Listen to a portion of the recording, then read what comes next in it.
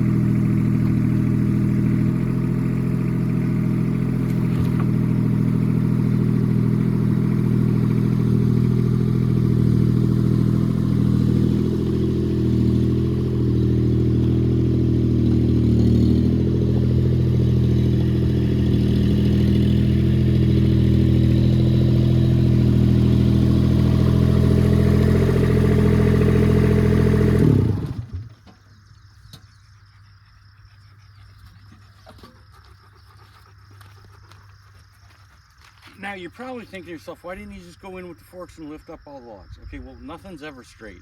And they all get tangled in, and yeah, anyway.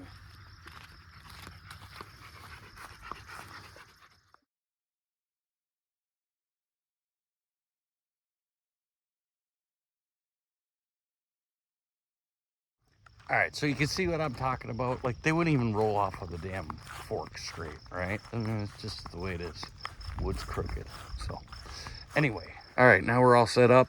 I used to just let it drop off the conveyor belt onto this flatbed F250 over here. But I found I don't want to work that hard, because then I had a truck full of bark, and it just, so I found this is the best way to do it. So I've got 3 of these cages, these blue ones. 3 of them equal approximately, when they're heaped up, a full cord of wood, which is 135 bundles minimum. So why I kind of changed things was because I can kind of break up, you know, it's probably going to be 80 some degrees today, maybe more. But it makes it more manageable. I can manage the nubs, I can manage the bark and shake and clean up as I go. And if it gets hot and I got a cord of wood out there, I can just leave it and I can stack it in tomorrow morning, or I can stack it tonight. So, all right, we have the M biped working. So, I'm gonna process some firewood, and notice I got my shorts and flip-flops on because, yeah, it was like 46 degrees or whatever the hell it was this morning. It was cold, and now I'm sweating, and I don't know, got my safety flip-flops on, and we're gonna fill this sucker up.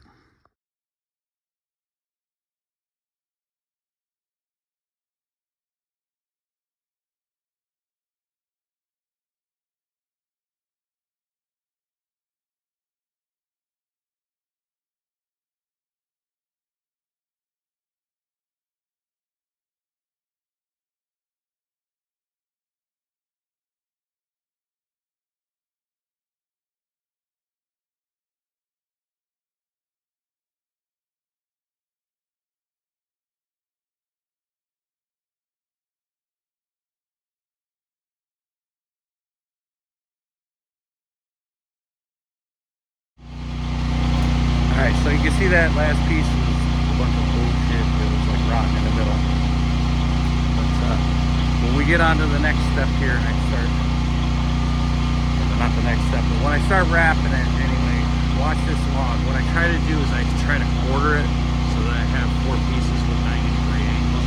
I try to think ahead when I split the logs up on the processor. So that's how I can get them in square bundles. Thinking ahead when I'm processing right now. It's hard to do with bullshit like that, but these next couple of logs are good, so check it out.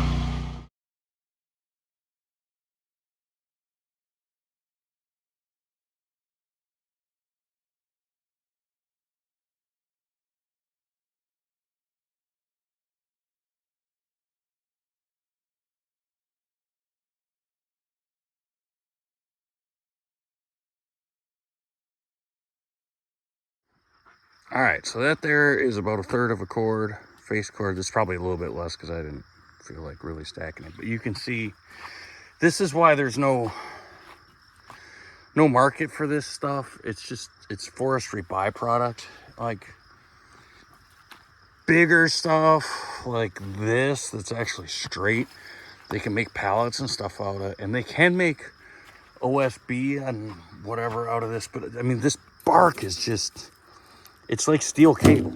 And you could see when I had to stop, it was because the bark, like it just, yeah, it's a problem. That's why I switched doing, because I would end up with a foot of this crap in the bottom of the truck by the end of the day. So anyways, the M69 M biped is doing its job, and this is exactly why I do this. So let me clear this shit out of here, and we'll go take this over to the stacking racks. All right, well, we got most of that cleaned up. Notice I picked a good spot. It took me a couple of tries, but I'm like underneath these red pines in July, or you know, anytime really. I'm out of the sun here most of the time. Now, just on the other side of the driveway, on the other side of the trees, that's where we're gonna go. That's where I stack everything, where I want it in full sun and I want it in full wind. So, All right, Coda Bear, you ready?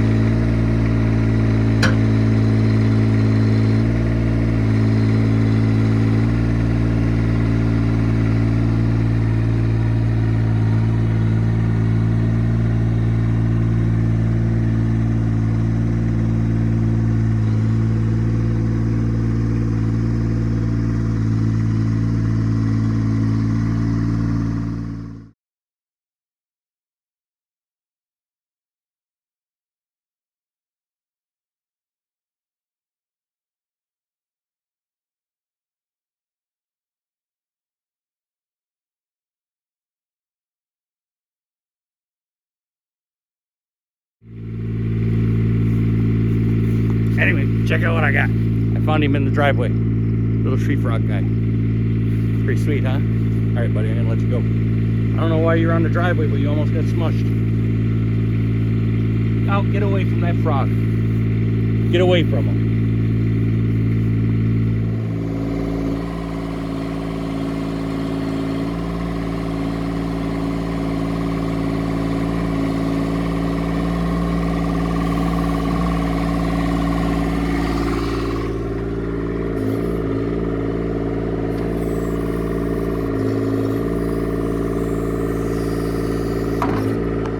All right, so what I was doing there, if you noticed, I tucked in on the other side of those trees where the snub bin was and brought the empty one. But when I brought this one out, I had the boom and the stick extended on the backhoe, because literally the thing weighs more than a ton. You wouldn't think it's just basswood and you think it's little pieces. Yeah, it weighs so much that it would lift the back of the backhoe up and I wouldn't get any traction and I wasn't able to drive it. So anyways, this is gonna sit out here for a couple weeks and then I don't know, probably we'll start burning it for campfire wood. Oh, look, we got a toad. I thought it was a leopard frog. It's a toad. All right, so I've got 12 of these racks. I got 10 of them out in the field. I got one by my cabin for extra.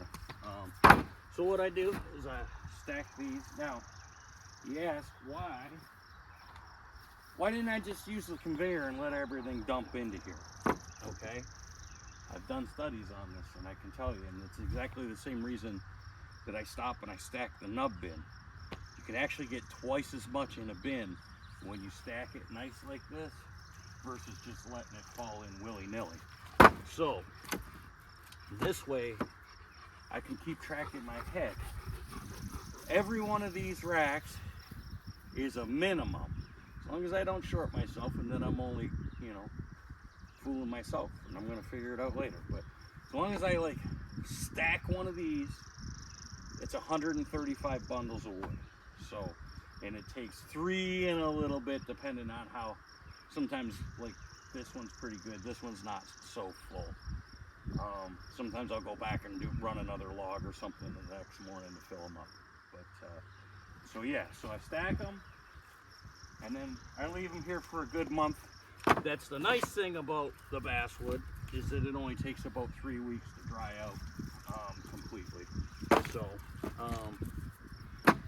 one thing about stacking wood, if you guys are watching me work, you probably don't know this.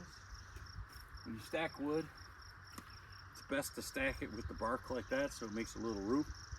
That way, when it rains, it just kind of goes through. It doesn't penetrate the grain of the wood. If it was all sitting up like this, it would penetrate into the grain of the wood a lot more. So, all right, well, anyways, you probably don't want to sit here and watch me stack wood unless you've been stoned the whole time, which you might be. If you are, good for you. All right, I'll show you how to wrap.